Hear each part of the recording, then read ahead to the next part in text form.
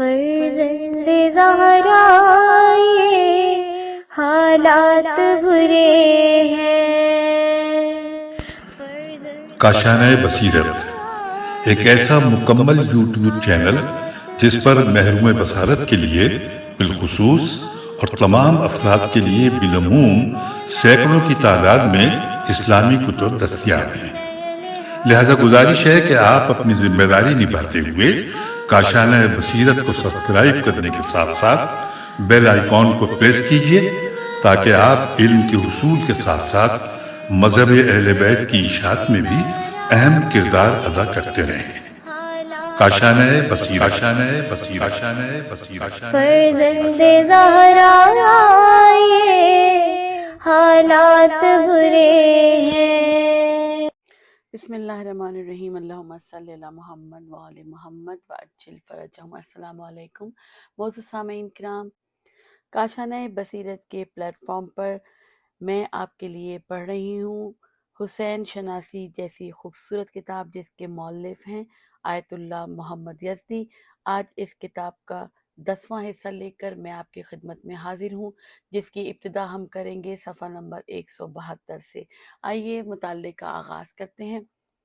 ابن زیاد نے ہانی کو دیکھتے ہی کہا، بہت خوب ہانی، تو اپنے گناہ گار قدموں کے ساتھ خود سزا پانے کے لیے آ گیا۔ اس کے بعد ابن زیاد نے قاضی شرعی کی طرف رخ کر کے جو قریب ہی بیٹھے تھے کہا، جناب شرعی، آپ قاضی وقت ہیں اور حقوق سے متعلق امور و مسائل سے بخوبی واقف ہیں، آپ ہی فیصلہ فرمائیں۔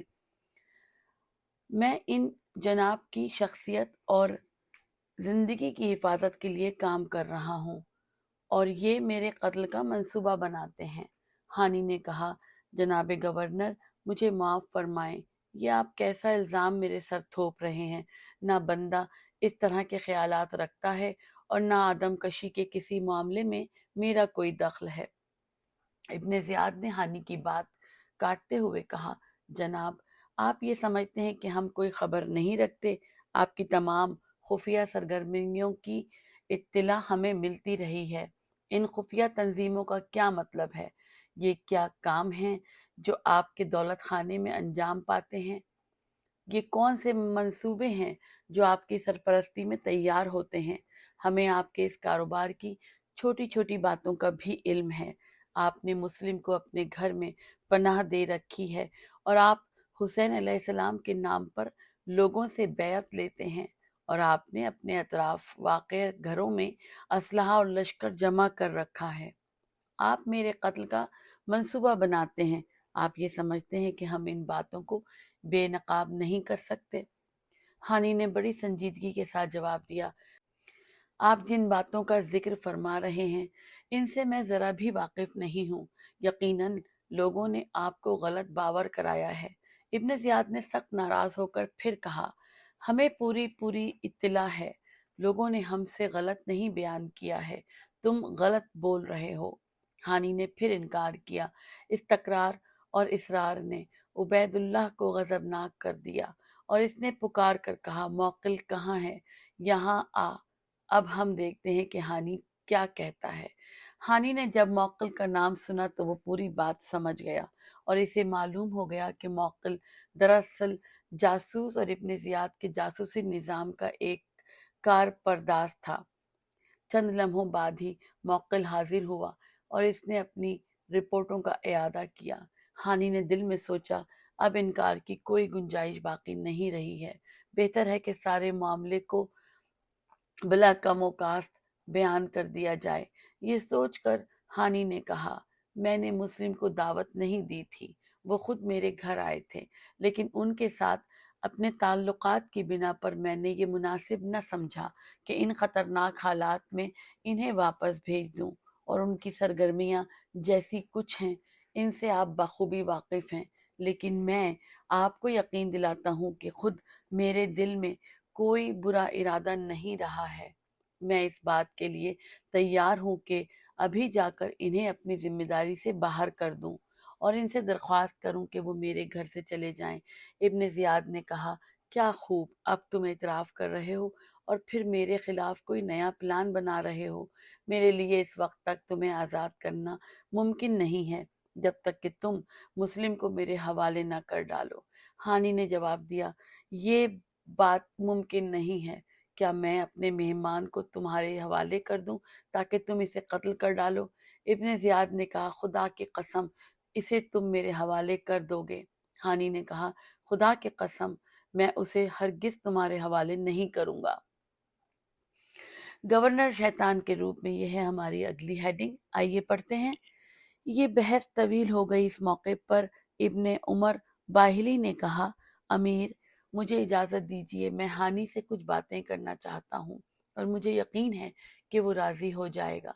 یہ شخص معاویہ کے مکتب سیاست کا تربیت یافتہ تھا اور اسے عوام فریبی میں مہارت حاصل تھی۔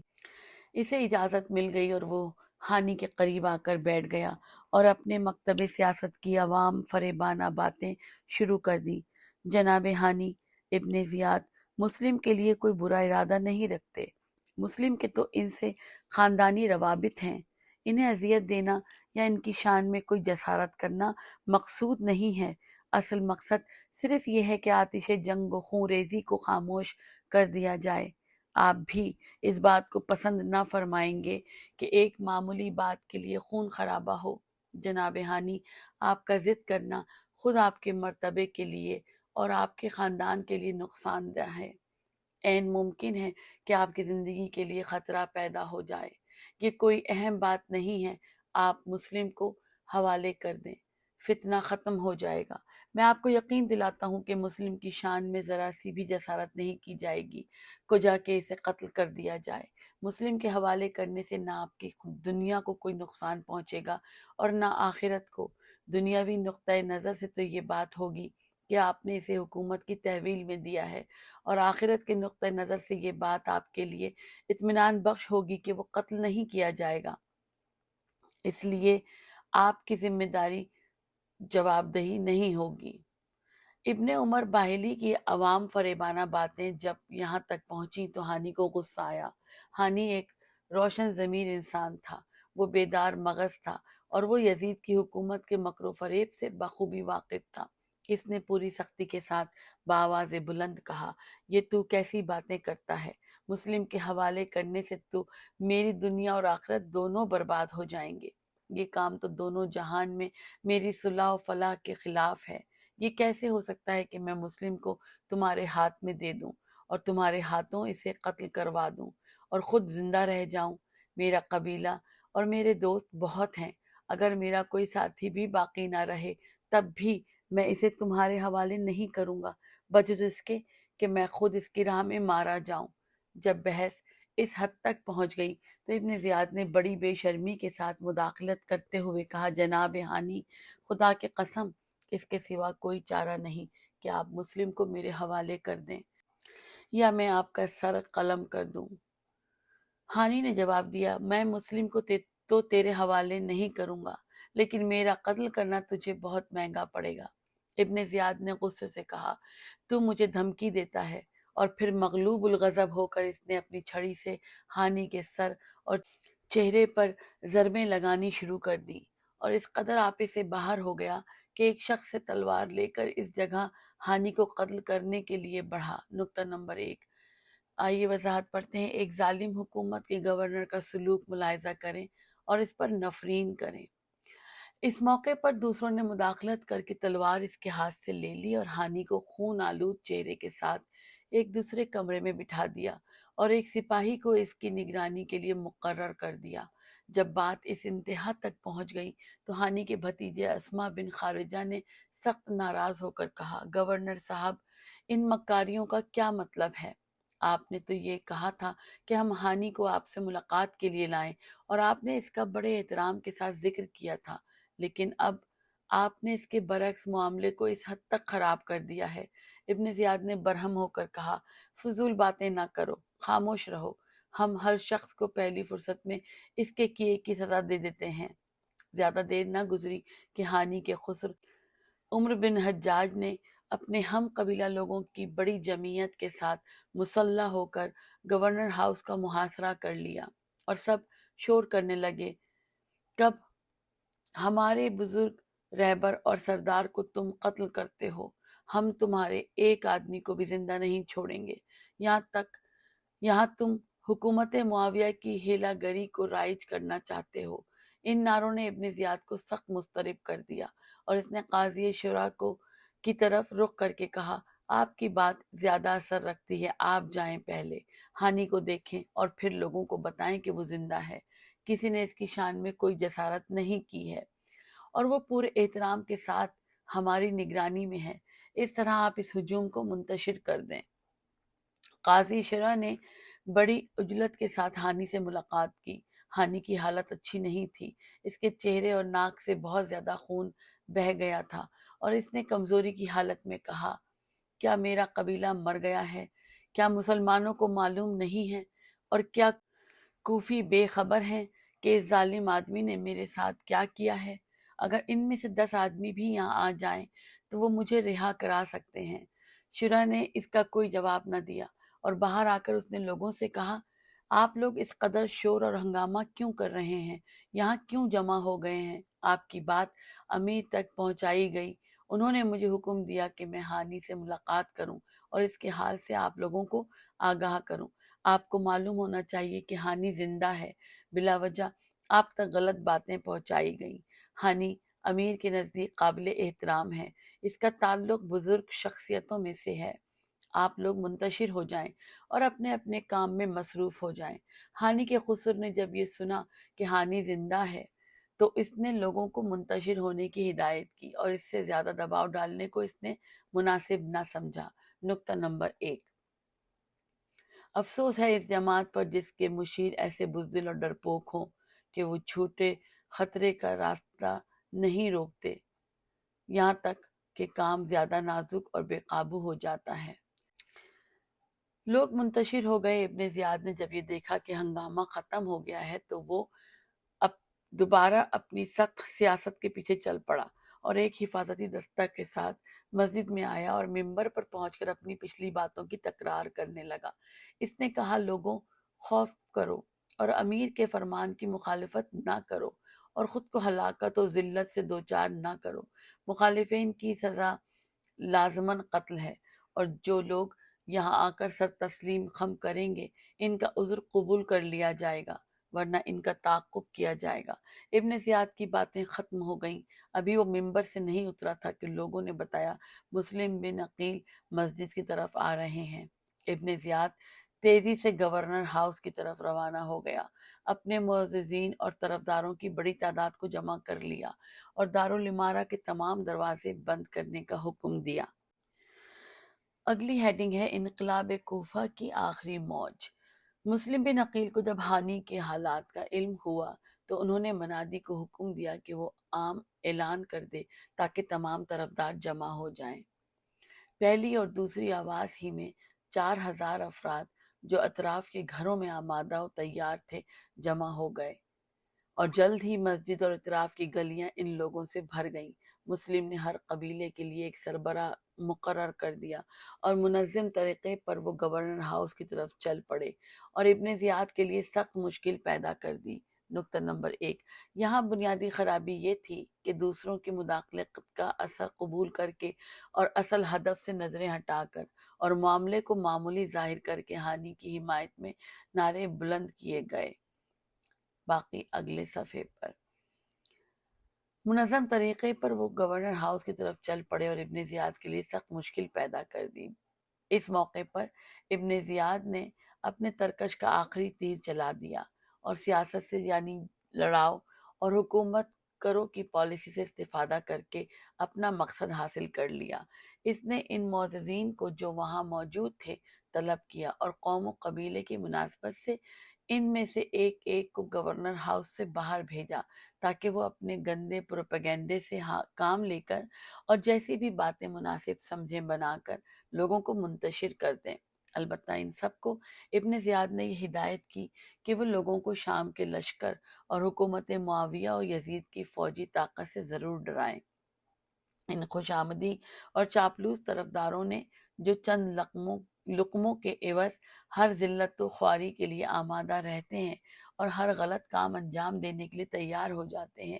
گورنر ہاؤس سے باہر آ کر لوگوں کو طرح طرح کی باتیں بنا کر متفرق کرنا شروع کر دیا۔ ان میں سے ایک کہتا، کیا تمہارے اہل و عیال نہیں ہیں؟ کیا تمہیں اپنی جان پیاری نہیں؟ ان مظاہروں سے باز آ جاؤ۔ کیا تمہیں لشکر یزید اور حکومت شام کی طاقت کا اندازہ نہیں ہے؟ امیر کی طاقت کے سامنے تم لوگ کچھ نہیں کر سکتے۔ تمہارا مفاد اسی میں ہے کہ تم اس قسم کے کاموں سے کوئی تعلق نہ رکھو۔ تمہیں اس بات سے کوئی مطلب نہیں ہونا چاہیے کہ ابن زیاد کی حکومت ہو یا کسی اور کی۔ ایک دوسرے نے کہنا شروع کیا، لوگوں، آفتاب غروب ہو رہا ہے، اب اس طرح کے کام کے لیے وقت باقی نہیں رہا۔ اپنے گھروں کو رخ کرو اور اپنے بیوی بچوں کے پاس جاؤ۔ لشکر شام سے ڈرو۔ امیر کو ہر طرح کے اختیارات دیے گئے ہیں، وہ موافقین کو زیادہ سے زیادہ انعام اور مخالفین کو سزا دے گا۔ ایک تیسرے شخص نے پرچم بلند کر کے آواز دی، میرے قبیلے کا جو بھی شخص اس جھنڈے کے نیچے آ جائے گا اس کے لیے امان ہے، ورنہ اسے باغی قرار دے کر قتل کر دیا جائے گا۔ آخر اس عوام فریبی کے ذریعے لوگوں کو منتشر اور مسلم کی کوششوں کو بے نتیجہ بنا دیا گیا۔ مسلم جب نماز مغرب ادا کرنے کے لیے مسجد میں آئے تو ان کے ساتھ صرف 30 آدمی رہ گئے تھے اور وہ بھی نماز کے بعد متفرق ہو گئے۔ مسلم جب مسجد سے باہر نکلے تو کوئی ایک شخص بھی ان کی خدمت میں موجود نہیں تھا۔ مسلم موجودہ صورتحال اور عالم اسلام کے مستقبل پر غور کرتے ہوئے بغیر کسی منزل اور ہدف کے کوفے کی گلیوں میں چلے جا رہے تھے کہ انہوں نے ایک خاتون کو مکان کے دروازے پر کھڑے ہوئے دیکھا جو اپنے بیٹے کی واپسی کی منتظر تھی۔ آئیے تفصیل پڑھتے ہیں اس نقطے کی جو ہم نے گزشتہ صفحے پر پڑھا تھا۔ اسی لیے ابن زیاد کے منصوبوں کے مقابل شکست کھانی پڑی۔ حالانکہ یہاں کسی ایک شخص کا مسئلہ نہیں تھا، انہیں تو گورنر ہاؤس پر قبضہ کر کے ابن زیاد کو باہر نکال کر حکومت پر قابض ہو جانا چاہیے تھا تاکہ یزید اور ابن زیاد کے استعماری اور استبدادی چنگل سے نجات حاصل کرنے کا ہدف پورا ہو سکے۔ آئیے آگے پڑھتے ہیں صفحہ نمبر 184 پر۔ مسلم نے خاتون سے تھوڑا سا پانی پینے کے لیے مانگا۔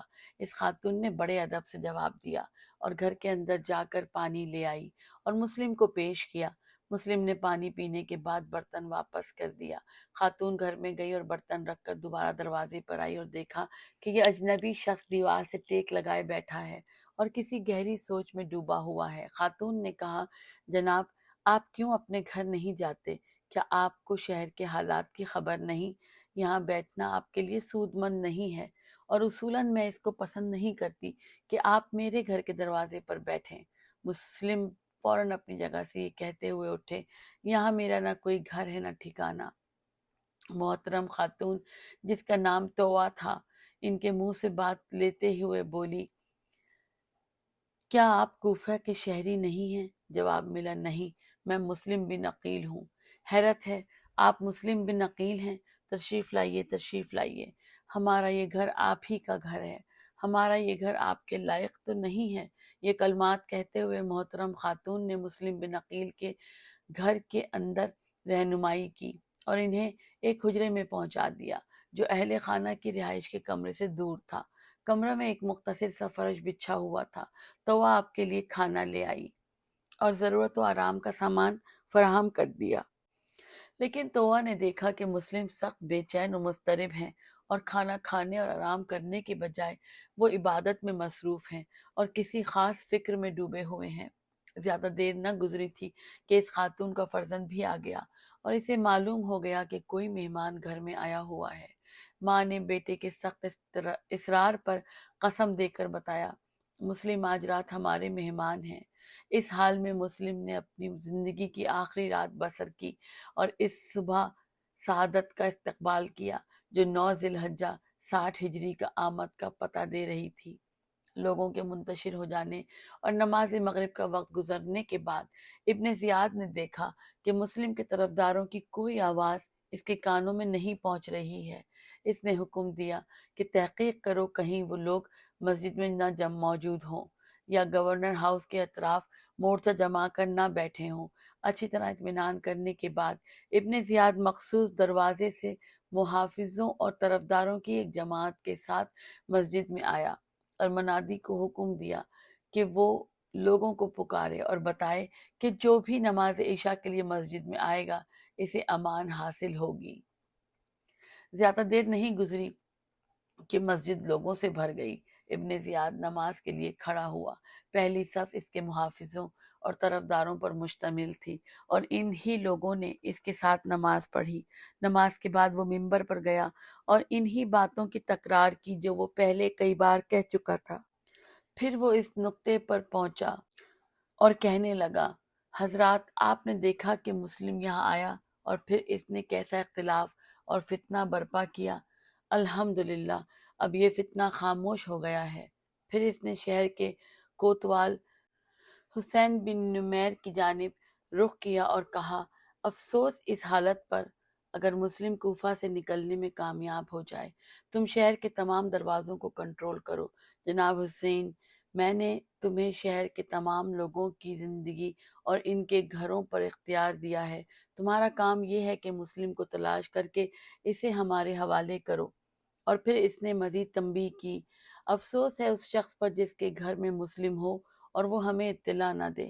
اگر کسی نے ہمیں مسلم کی اطلاع دی تو اسے پورا انعام دیا جائے گا۔ ابن زیاد نے بات یہاں ختم کر دی اور ممبر سے اتر کر گورنر ہاؤس کی طرف چلا گیا۔ اس کے جانے کے ساتھ ہی اس کی ان باتوں کا سارے شہر میں چرچا ہونے لگا۔ وہ رات یعنی انقلاب کوفہ کی آخری رات، مسلم کی زندگی کی آخری رات، کوفے کی تاریخ کی سیاہ ترین رات ختم ہوئی اور صبح طلوع ہوئی۔ صبح ہوتے ہی اس خاتون کے بیٹے کو انعام حاصل کرنے کی خواہش نے بے چین کر دیا اور اس نے حکومت سے وابستہ ایک شخص سے رابطہ قائم کیا اور اس طرح راز فاش ہو گیا اور معلوم ہو گیا کہ مسلم کی پناہ گاہ کہاں ہے۔ ابن زیاد نے بڑی تیزی کے ساتھ 70 افراد پر مشتمل سپاہیوں کا ایک دستہ تشکیل دیا اور ایک سخت گیر آدمی عبید اللہ سلمہ کو اس کا افسر مقرر کر دیا تاکہ وہ مسلم کو گرفتار کر کے لے آئیں۔ ابھی آفتاب نے کوفے کی گلی کوچوں کو پوری طرح روشن نہیں کیا تھا کہ گھوڑوں کے سموں کی آواز نے مسلم کو خطرے سے آگاہ کر دیا اور انہیں جلدی سے تیار ہو کر باہر آنے اور جنگ کرنے کا اشارہ مل گیا۔ مسلم نے سوچا اس گھر میں بیٹھے رہنا اور اس محترم خاتون کے لیے مزید مشکلات پیدا کرنا مناسب نہیں۔ خاموشی سے بیٹھے رہنا اور دشمن کے ہاتھوں گرفتار ہو جانا بھی مناسب نہیں۔ مجھے اپنی طاقت کے مطابق اپنا اور اپنے مقدس ہدف کا دفاع کرنا چاہیے۔ ابھی مسلم نے اپنے حجرے سے قدم باہر نہیں رکھے تھے کہ 70 افراد کی یہ فوج طوع کے گھر میں گھس آئی۔ مسلم نے تلوار سونت کر ان پر حملے شروع کر دیے اور انہیں گھر سے نکلنے پر مجبور کر دیا اور اس کوچہ کو میدان کارزار میں تبدیل کر دیا۔ جنگ شروع ہو گئی۔ ابن زیاد کے بہت زیادہ آدمی قتل ہو گئے۔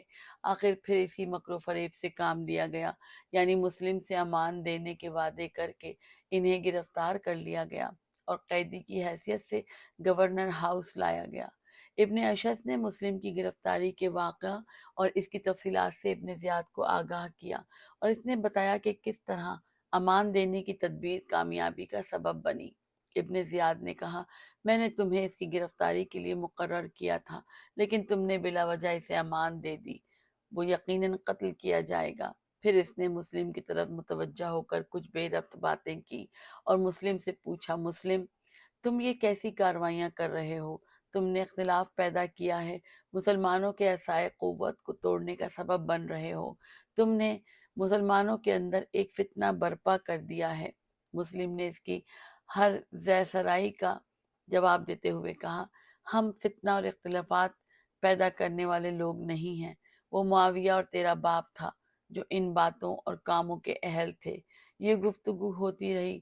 آخر مسلم نے کہا، اب جب کہ تو نے میرے قتل کا فیصلہ کر لیا ہے، مجھے اجازت دے کہ میں وصیت کروں۔ عمر سعد کو اپنے لین دین اور کفن و دفن کے بارے میں وصیت کرنے کے بعد کہا، عمر، سب سے زیادہ جو بات اہمیت رکھتی ہے وہ یہ ہے کہ لازماً تو ایک خط حسین علیہ السلام کو لکھ اور انہیں ساری صورتحال سے آگاہ کر۔ حسین علیہ السلام کو کوفہ آنے سے منع کر دے، کیونکہ میں نے حسین علیہ السلام کو لکھا تھا کوفے کے لوگ اپنے عہد پر قائم ہیں، ممکن ہے حسین علیہ السلام اپنے اہل و عیال کے ساتھ آ کر خطرناک حالات سے دو چار ہو جائیں۔ مسلم نے یہ بات عمر سعد کو بڑی آہستگی اور اخفا کے ساتھ کہی تھی۔ اس کے باوجود جب مسلم کی بات ختم ہوئی تو اس نے ابن زیاد کی طرف رخ کر کے مسلم کی کہی ہوئی تمام باتیں آشکار کر دی۔ ابن زیاد نے بلند آواز سے کہا، امین آدمی خیانت نہیں کرتا، لیکن کبھی خیانت کار کا امین کی جگہ انتخاب کیا جاتا ہے۔ مسلم کے قتل کرنے کے بعد تجھ سے اور مسلم کی ان وصیتوں سے ہمیں کوئی سروکار نہ ہوگا، البتہ حسین علیہ السلام ہم سے نہ الجھیں تو ہم بھی ان کے راستے میں نہیں آئیں گے۔ مسلم کی وصیتیں تمام ہوئیں، ان کے قتل کا فرمان صادر ہو گیا، انہیں اوپر کی منزل پر لے گئے اور قتل کرنے کے بعد ان کے مقدس جسم کو نیچے پھینک دیا۔ ابن زیاد مسلم کے قتل سے فارغ ہوا اور ان لوگوں کو اس طرح کے انجام کی دہشت دلا دی گئی تو ہانی کے قتل کا فرمان صادر ہوا۔ فوراً ہی مسلم اور ہانی کے مقدس سر دو آدمیوں کو دے کر شام بھیجے گئے اور مرکز کو ایک خط بھی لکھا گیا جس میں ان دونوں کی گرفتاری اور قتل کی ساری تفصیل درج تھی۔ یزید نے خط لانے والوں سے سوالات کر کے حالات کی پوری تفصیل معلوم کی اور بہت مغرور اور خوش نظر آنے لگا، اور ابن زیاد کو ایک بڑا حوصلہ دلانے والا خط لکھا جس میں حسین علیہ السلام کے بارے میں بھی احکام و ہدایات دی گئی تھی۔ یزید نے اپنے خط میں لکھا تھا، ابن زیاد، تو نے میری توقع کے عین مطابق بڑی احتیاط اور سیاست کے ساتھ اور شجاعت کے ساتھ یہ عظیم کام انجام دیا۔ میری نگاہیں تیری طرف لگی ہوئی ہیں اور تو میرے تعلق خاطر کا پوری طرح مستحق ہے۔ امید ہے کہ تو اس کام کو آخر تک اچھی طرح انجام دے گا۔ میں نے سنا ہے کہ حسین ابن علی نے عراق کی جانب سفر شروع کر دیا ہے۔ پوری توجہ کے ساتھ راستوں کو اپنے کنٹرول میں رکھ اور آنے جانے والوں پر کڑی نظر رکھنی چاہیے، اور ذرا سا بھی شبہ پر لوگوں کو گرفتار کرنے اور انہیں تہمت دے کر قتل کرنے میں دریغ نہ کر، اور اپنی کارروائیوں سے متعلق روز نامچہ مجھے بھیجتا رہے، بس سلام۔ اس خط کے پہنچنے سے پہلے ہی ابن زیاد نے سرزمین عراق کے تمام راستوں پر نظر رکھ کر ممکنہ خطرات کا سدباب کر لیا تھا اور ایک ایسی وسیع فوجی حکومت قائم کر دی تھی جس کی نگرانی اور کنٹرول سے کوئی شہر، گاؤں اور علاقہ باہر نہیں تھا۔ یزید کے خط اور اس کے احکام نے ابن زیاد کی اس کارروائی کی مزید توثیق کر دی۔ چنانچہ حسین علیہ السلام اور دوستان حسین علیہ السلام کا راستہ روکنے کے لیے پورے عراق میں فوجی کنٹرول کو اور سخت کر دیا گیا۔ تیسرا فدائی، یہ ہے ہماری اگلی ہیڈنگ۔ کوفہ اب پوری طرح پرسکون تھا۔ ابن زیاد کو حالات پر مکمل کنٹرول حاصل ہو گیا۔ کوچہ و بازار میں حسب معمول لوگوں کی آمد و رفت شروع ہو گئی۔ لوگ حکومت وقت کے مطیع و فرما بردار بن گئے، البتہ لوگوں کے چہروں سے خوف، دہشت کا اظہار ہوتا تھا۔ ایسا معلوم ہوتا تھا کہ وہ حکومت کی سنگ دلی اور خون ریزی سے ڈرے ہوئے ہیں۔ انہی پرسکون حالات میں محکمہ جاسوسی نے، جو ان تمام واقعات کے دوران پولیس اور انتظامیہ کے عملے سے تعاون کرتا رہا تھا، ایک شخص کو گرفتار کر لیا اور اس سے پوچھ گچھ اس طرح شروع ہوئی، تمہارا نام کیا ہے؟ عبداللہ۔ تمہارے باپ کا نام؟ یکتر۔ شناخت نامہ، اس کے جاری ہونے کی جگہ، تاریخ پیدائش وغیرہ۔ جناب، میں حسین علیہ السلام کے دوستوں میں سے ہوں۔ کیا کوئی خط تمہیں دیا گیا ہے؟ ہاں، صحیح ہے۔ کہاں ہے؟ ہم اسے دیکھیں گے۔ میں نے اسے ٹکڑے ٹکڑے کر دیا ہے۔ کیوں؟ تاکہ تم لوگ اس کے مضامین سے واقف نہ ہو سکو۔ لازماً یہ حسین کا خط ہوگا اور کوفہ والوں کے نام۔ ہاں، درست ہے۔ تم ان لوگوں کا نام بتاؤ جنہیں حسین نے یہ خط لکھا تھا، بتاؤ، ورنہ قتل ہونے کے لیے تیار ہو جاؤ۔ میں نہ ان لوگوں کا نام جانتا ہوں اور نہ تمہیں بتاؤں گا۔ تمہیں ممبر پر کھڑے ہو کر حسین علیہ السلام اور اس کے ہم فکر ساتھیوں پر تنقید کرنا ہوگی۔ اچھا، مجھے منظور ہے۔ नमाज ज़ोहर के बाद वो शख्स मिंबर पर गया और हुक्काम की तवक्को के खिलाफ अली अलैहिस्सलाम और इनके ख़ानदान की तारीफ़ की और बनी उमैया की हुकूमत पर लान तान करते हुए इसने कहा, कूफे के बाशिंदे और हुसैन अलैहिस्सलाम के दोस्त आगाह हों कि फ़र्जंद अली कूफे की तरफ आ रहे हैं और इनके बारे में तुम लोग कोई कोताही न करना। मैं इमाम अलैहिस्सलाम का एक ख़त लेकर आया था, चूँकि ये ख़त मैं तुम लोगों तक नहीं पहुँचा सका, अपनी जान की बाजी लगाकर ये पैगाम सब तुम तक पहुंचा रहा हूँ और अपना फ़र्ज़ अदा कर रहा हूँ। अब्दुल्ला की बात अभी ख़त्म नहीं होने पाई थी कि इसे मिंबर से खींच कर उतार लिया गया और इसके कत्ल का हुक्म सादिर कर दिया गया। ये इस जद्दोजहद की राह का तीसरा फ़िदाई था। इन चंद सफ़हात पर आप दोबारा नज़र डालें। इब्न ज़ियाद के तरीक़ाकार और सियासत का ज़रा दिक्कत नज़र से मुताला फरमाएं। जाबिरों के इदारे किस तरह दीन और दिलसोजी का नकाब पहन लेते हैं, इक़्तिदार पर कब्ज़ा जमाने के लिए वो किस तरह हक़ के तरफदार बनकर तमाम मुक़द्दसात को अपने घटिया मक़ासिद के लिए इस्तेमाल करते हैं। आप ज़रा इन इस्तेमारी हुक्मरानों को देखिए कि वो किस तरह दीन और मुक़द्दसात दीनी के नाम पर मुआशरे के सर पर मुसल्लत हो जाते हैं और हर हेला व मुक्र से काम लेकर रोशन तरीन इलाही क़वानीन को पामाल करते हैं। इन चंद सफ़ों का आप दोबारा मुताला फरमाइए और अपने इज्तिमाई मामलात में बेदार रहने की कोशिश कीजिए और तदब्बुर के साथ हिदायत की राह पर चलिए। इस गुफ्तगू को यहाँ रोकते हुए मैं आपसे इजाज़त चाहती हूँ। अपनी दुआओं में सबको याद रखें। वस्सलामु अलैकुम वरहमतुल्लाहि वबरकातुहू।